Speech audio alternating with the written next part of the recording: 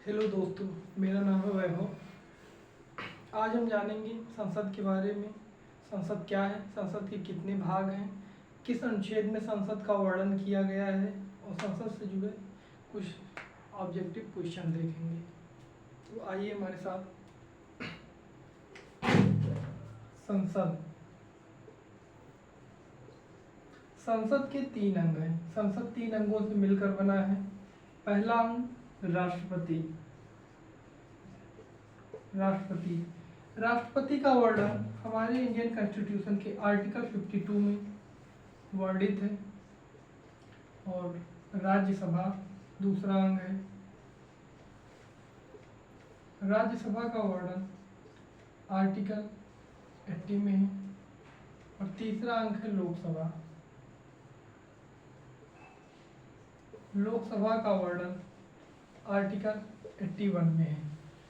अब देखिए, और संसद का वर्णन किया गया है आर्टिकल 79 में, यानी कि संसद का वर्णन आर्टिकल 79 में है और राज्यसभा का वर्णन 80 में है और लोकसभा का वर्णन 81 में है।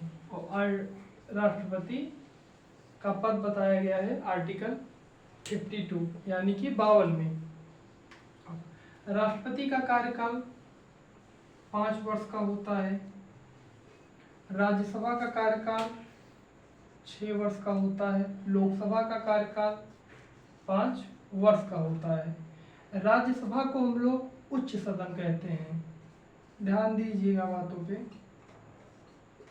उच्च सदन ऑब्जेक्टिव में पूछा जाता है, उच्च सदन किसे कहा जाता है, निम्न सदन किसे कहा जाता है, राज्यसभा का कार्यकाल कितना होता है, लोकसभा का कार्यकाल कितना होता है, राज्यसभा का वर्णन किस अनुच्छेद में किया गया है, लोकसभा का वर्णन किस अनुच्छेद में किया गया है, राष्ट्रपति का पद किस अनुच्छेद में बताया गया है और राष्ट्रपति का कार्यकाल कितना होता है और संसद का वर्णन किस आर्टिकल में किया गया है। और इस प्रकार भी कभी कभी क्वेश्चन पूछा जाता है कि राष्ट्रपति प्लस लोकसभा प्लस राज्यसभा, इनसे मिलकर क्या तैयार होता है।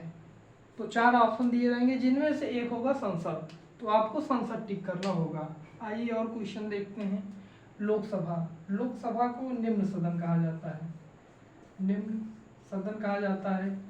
लोकसभा की अधिकतम सीटें कितनी हैं? 552 सीटें हैं। राज्यसभा की अधिकतम सीटें कितनी हैं? 250 सीटें हैं। तो राष्ट्रपति, और एक बात हम यहाँ पे ध्यान देंगे, राष्ट्रपति का चुनाव इनका चुनाव बताया गया है आर्टिकल 54 में। इनका चुनाव, राष्ट्रपति का चुनाव नॉमिनेटेड पर्सन नहीं करते हैं, केवल इनका इलेक्टेड पर्सन ही इनका चुनाव करेंगे राष्ट्रपति का। यानी कि लोकसभा में जो इलेक्टेड पर्सन है और राज्यसभा में जो इलेक्टेड पर्सन है, ये मिल करके राष्ट्रपति का चुनाव करते हैं। पूछा जाता है ऑब्जेक्टिव में कि राज्यसभा के इलेक्टेड पर्सन, राज्यसभा के सभी सदस्य मिल करके राष्ट्रपति का चुनाव करते हैं, या लोकसभा के सभी सदस्य मिल करके राष्ट्रपति का चुनाव करते हैं, या राज्यसभा लोकसभा के इलेक्टेड पर्सन राष्ट्रपति का चुनाव करते हैं, या इनमें से कोई नहीं। तो हमको लगाना है क्वेश्चन में कि राष्ट्रपति का चुनाव इलेक्टेड पर्सन करते हैं, इस बात को हमको ध्यान में रखना है। और यही देखेंगे उपराष्ट्रपति का चुनाव elected person plus nominated person, दोनों पर्सन मिल करके इसका चुनाव करते हैं। जहां राष्ट्रपति का चुनाव केवल इलेक्टेड पर्सन करते हैं, वहीं उपराष्ट्रपति का चुनाव elected person plus nominated person, दोनों पर्सन मिल के करते हैं। इस बात को बार बार हम आपको बता रहे हैं।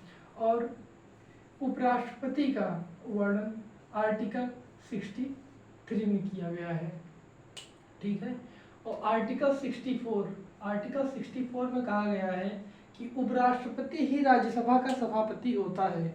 उपराष्ट्रपति ही राज्यसभा का सभापति होता है। यानी कि जो भारत के उपराष्ट्रपति हैं, जैसे इस समय ओम बिरला है, तो वही राज्यसभा के सभापति होंगे। तो इससे एक क्वेश्चन बन गया। अब आप बताइए, आप लोगों को बताना है कि भारत के पहले उपराष्ट्रपति कौन थे, या भारत के पहले राज्यसभा के सभापति कौन थे। ये आपको बताना है। ध्यान दीजिएगा, उपराष्ट्रपति और राज्यसभा के सभापति एक ही पर्सन है। ये आर्टिकल 64 में बताया गया है। ये मोस्ट इम्पोर्टेंट क्वेश्चन है। और इसके पश्चात हम देखते हैं कि राज्यसभा में यूपी की कितनी सीटें हैं और लोकसभा में यूपी की कितने सीटें हैं, बताइए। राज्यसभा में यूपी की 31 सीटें हैं, 31, और लोकसभा में यूपी की 80 सीटें हैं।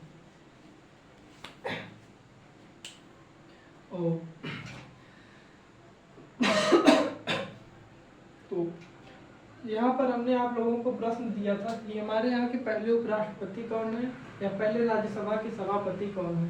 तो आइए हम ही आपको बताते हैं। पहले उपराष्ट्रपति हैं डॉक्टर सर्वपल्ली राधाकृष्णन। सर्वपल्ली राधाकृष्णन, इन्हें ही राज्यसभा का सभापति भी कहा जाता है। ये भी पूछा जा सकता है। और इससे भी ज़्यादा मोस्ट इम्पॉर्टेंट एक क्वेश्चन पूछा जाता है, लोकसभा के पहले सभापति कौन थे। लोकसभा के पहले सभापति जीवी मावलंकर थे। जीवी मावलंकर, जिन्हें हम गणेश वासुदेव मावलंकर भी कह सकते हैं। कहीं कहीं जीवी मावलंकर लिखा रहेगा, कहीं कहीं लिखा रहेगा गणेश वासुदेव मावलंकर। ये ऑप्शन पर डिपेंड करेगा।